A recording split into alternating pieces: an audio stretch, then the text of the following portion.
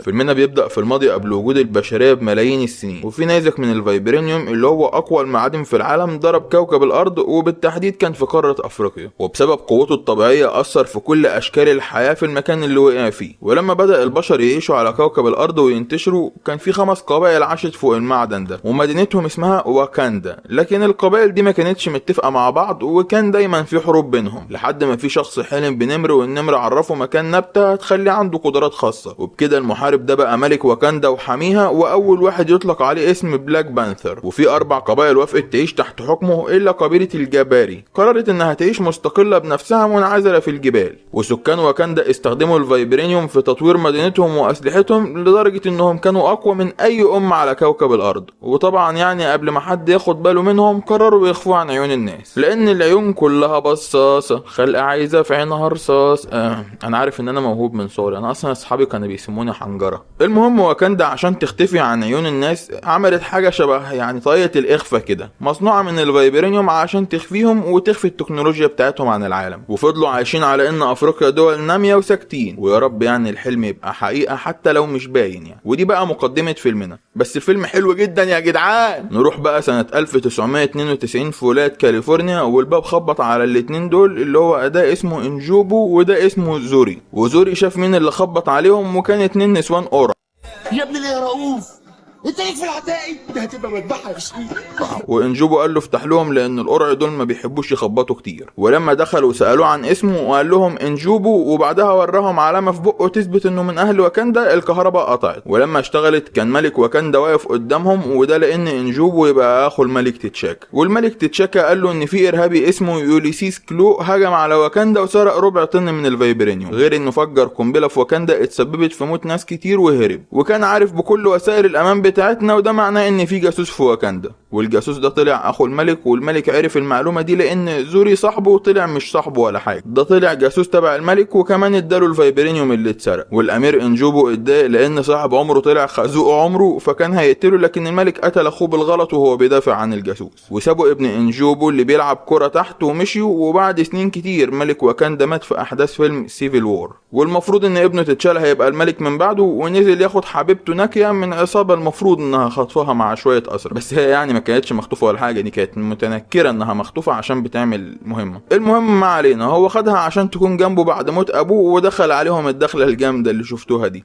وعطل عربياتهم بجهاز كده وخلص عليهم في كلمه ونص، وخد ناكيا ورجع لواكاندا. وده شكل واكاندا وهم داخلين. مدخلهم تحس انه جبل، لكن يعني ده تمويه بقى عشان ما حدش يشوفهم، اللي هو يا سلام لو الكلام ده بجد يا جدعان، كلوا دماغنا بس بالافلام، يلا خلوهم ياكلوا براحتهم، هو هيكون ولا افلام ولا حقيقه. ودي امه ودي اخته اللي اسمها شوري، وكمان اكبر مصنعه ومصممه ومطوره للاسلحه التكنولوجيه بتاعتهم. والقرعه دي بقى اسمها اوكيا، ودي قائده الجيش. وده بقى ابن الامير انجوبو اللي كان بيلعب كرة في الشارع وكبر وبقى راجل وشغال قاتل مأجور واسمه إريك، وكان بيعمل مهمة في المتحف البريطاني في لندن، وهي ان كان في حاجة كده مصنوعة من الفايبرينيوم هناك في المتحف ده، وهو ناوي يسرقها بمساعدة كلو. الكلو ده اللي هو نفس الارهابي اللي ابوه كان يعني ايه بيحاول يقفشه. الله عليك يا ابني، من شبه اباه فما ظلم، يعني ابوك مات وهو بيساعده وانت رايح تساعده برضه. وخلصوا على كل اللي في المكان، وخدوا قطعة حديد كده كان شكلها قديم كده، بس لما نطفت بقت فايبرينيوم، وهربوا بيها على امل انهم يبيعوها بمبلغ حلو. وتتشال راح عشان يبقى الملك رسمي بموافقة كل القبائل، وشرب حاجة كده شالت منه قوة النمر الاسود، وبقى انسان طبيعي زيهم عادي. وزوري كبر وبقى راجل كبير اهو، وهو مساعد الملك، وسأل القبائل كلها لو حد عاوز ينزل ينافس تتشال على الحكم. وده عندهم بيكون قتال حتى الموت، لكن كل القبائل رفضوا، وده لانهم موافقين على تتشال ملك. وقبل ما يبقى الملك رسمي، قبيلة الجباري وصلت ورا قائدهم امباكو اللي كان عاوز ياخد الحكم، وبدأت بينهم معركة قتال حتى الموت. وهو يعني كان قتال حلو، والاتنين كانوا شغالين زي الفل، لكن تتشالا كسب القتال بعد ما ثبت امباكو ومرضيش يقتله، وامره يستسلم لان عنده قبيله محتاجاه، وفعلا استسلم. وبكده بقى تتشالا هو الملك رسمي فهمي نظمي، وراح يشرب النبته اللي بتديله القوه تاني، ودخل في غيبوبه، وشاف ابوه كلمه شويه، ولما رجع بقى عنده قدرات خارقه تاني. والقرعه قائده الجيش قالت لتتشالا ان عندهم اخباريه ان كلو ناوي يبيع قطعه فايبرينيوم، وقال له حلو والله، وقعت تحت ايدي يا كلو يا ابن ام كلو. وراح له اخته في المختبر بتاعه، وخد شويه اسلحه حلوه كده غير بدلة القتال بتاعته اللي على شكل عقد، وراح هو وحبيبته قائدة الجيش للمكان اللي المفروض ان كلو هيبيع فيه اللي كان سرقه، وكانوا متخفين عشان محدش يعرفهم. لكن في واحد اسمه العميل روس وكان عامل فخ برضه لكلو لانه عاوز يقبض عليه، وكلو وصل ودخل بأسلحة في مكان المفروض ان الأسلحة ممنوعة فيه، وبسبب الأسلحة فكروا يلغوا المهمة عشان محدش يتأذي. لكن في واحد خد باله منهم والدنيا بقت مدعكة، وكله بقى بيضرب نار على كله. والبت القرعة دي كانت عاملة شغل جامد الصراحة. وكلو خد الفايبرينيوم وهرب، وناكيا راحت مع القرعة دي تجري وراه، وتتشالا ركب فوق عربية اخته شوري هي اللي بتتحكم فيها عن بعد، وعربياتهم ما كانتش بتتأثر بالرصاص لانها مصنوعة من الفايبرينيوم برضو. وفي الاخر تتشالا عرف يقبض عليه وكان هيقتله، لكن القرعة قالت له مش هنا لان في ناس بتصور وبتتفرج وليلة يابا. والعميل روس ظهر وراهم بعربيته وقال لهم يلا نمشي من هنا، وخدوه في سجن امريكي. وروس دخل يحقق معاه، وكلو قال له ان واكاندا مليانه فايبرينيوم، فخرج بره وسأل تتشالا هو ليه بيقول كده. لكن ما لحقوش يتفهموا لان عصابه كلو فجرت السجن عشان يهربوه، وفعلا خدوه وحصل شويه ضرب نار كده. وقبل ما يهربوا تتشالا خرج يمسكهم، لكن خد قنبله من ابن عمه.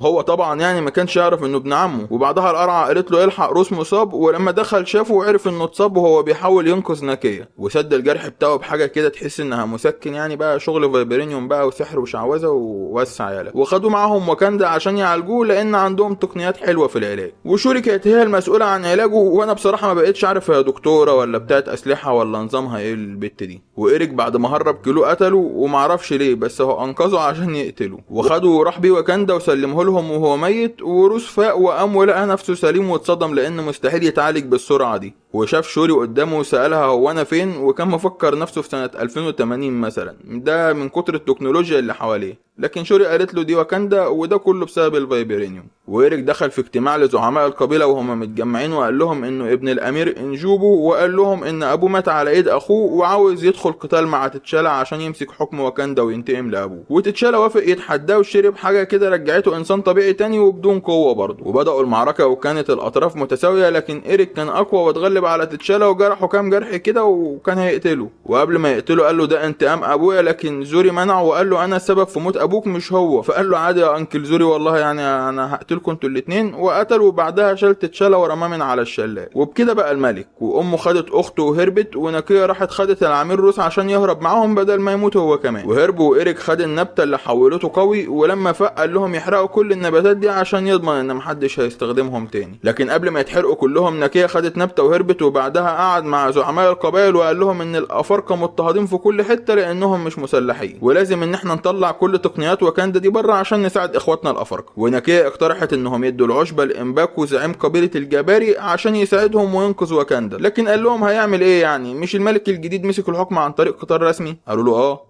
وكانت الفرصه متكافئه؟ فقالوا له والعميل روس حب يتكلم فعملوا عليه حفله لانه ابيضاني وعظمه طري بالنسبه لهم. وقلبوا قرود كده وفضلوا هياسوا شبهها. وبعدها امباكو قال له لو اتكلمت تاني هتكون غدانا النهارده. فخاف وغرق الدنيا ميه. وبعدها قال له بهزر معاك يا اخي، احنا نباتيين والله. وفضل يضحك عليه شويه وقال لهم تعالوا معايا، وخدهم عند تتشالا اللي كان مغطيه بالتلج وقال لهم انه في غيبوبه. ولقى واحد من صيادين السمك وجابوا هنا وسالوه ليه مغطيه بالتلج، فقال لهم هو ده اللي محافظ على حياته لحد دلوقتي. وامه خدت العشبه وطحنتها وشربتها له. وبعدها فاق وقال لهم عاوز بطانيه. واخته كانت شايله عقد من اللي بيتحول لبدله، وبكده بقى معاه قوه وبدله. وقرر يرجع يكمل قتال، وطلب من امباكو يساعده برجالته، لكن قال له دي مش حربي، انا كده سديت الدين اللي عليا، انت انقذت حياتي وانا انقذت حياتك. وإيريك وهو بيتفرج على اول طياره طالعه توزع الفايبرينيوم على العالم لقاها اتضربت ووقعت. وتتشالا طلع له وقال له انا لسه عايش وما استسلمتش، يعني القتال لسه ما خلصش. لكن إيريك قال له خلاص ما عادش يلزمني، وامرهم يطلعوا كل الطيارات توزع الفايبرينيوم بسرعه. وشوري دخلت المعمل مع ناكيا وروس، وإيريك امر وكابي ياخد قابلته ويهجموا على تتشالا. وهم طبعا عملوا كده، وده لانهم مواطنين يمان. وقائده فرقه المحاربات اللي هم القرع قررت تحارب إيريك هي وكم واحده، وامرت الباقي يدافعوا عن تتشالا. وحصلت بينهم معركه كبيره، وشوري وصلت روس بطياره عن طريق التحكم عن بعد، وده لانه كان طيار سابق. وقالت له ما تخليش اي طياره تخرج من واكاندا ومعاها فايبرينيوم. وفعلا بدا يتحكم في الطياره وطلع بيها. وفرقه المحاربات ما قدرتش على إيريك، وكان هيقتل شوري اخت تتشالا، فراح له وانقذها. ودخل في معركه قويه معاه وفضلوا طحن في بعض. والنسوان القرع دول خسروا قدام قبيله وكابي، لكن قبيله الجباري اللي هي تبع امباكو وصلت في وقتها وساعدتهم. وروس كان بقاله طياره واحده لكن مش عارف يوصل لها لان في طيارتين طيارتين ماسكينه، وشوري قالت له يعمل بايده حرف الاكس ويفكها تاني، ولما عمل كده طلع طاقه من الطياره بتاعته ودمرت الطيارتين، وبعدها عرف يدمر الطياره الاخيره في اخر لحظه. ووكابي لما شاف الدنيا خربت وبقت مجزره سلم سلاحه وقال لقبيلته كفايه حرب واستسلموا، وتتشال عمل حركه خفيفه ولطيفه وجميله قتل بيها ايريك. وايريك طلب منه يشوف شروق الشمس من واكاندا لان ابوه قال له ان شكله حلو. وبعد ما شافه مات وتتشال رجع مسك الحكم تاني وراح عند المبنى اللي مات فيه عمه واشتراه، وهو وشويه مباني كتير جنبه كده. وده لانه قرر انه يعملهم مركز توعيه عالمي لواكاندا، واخته هتكون رئيسه القسم العلمي في المركز ده. واظهر طيارته قدام الناس، والعيال لما شافوها فكروا يفككوها ويبيعوها، اللي هو يعني ايه بيعرف الناس ان واكاندا بقت موجوده بقى والاشتغالات دي. وراح مؤتمر عالمي وقال لهم انا الحاكم لمملكه واكاندا، واول مره في تاريخنا هنشارك معرفتنا ومواردنا مع العالم الخارجي. وفي واحد بيقول له مع احترامي ليك يعني انت افريقيا لا انتوا دول ناميه، ايه اللي ممكن يعني ان امه مزارعين انها تقدمه للعالم؟ والناس كلها ضحكت عليه، لكن هو كمان ضحك يعني ضحكه سخريه كده اللي هو لما تعرفوا.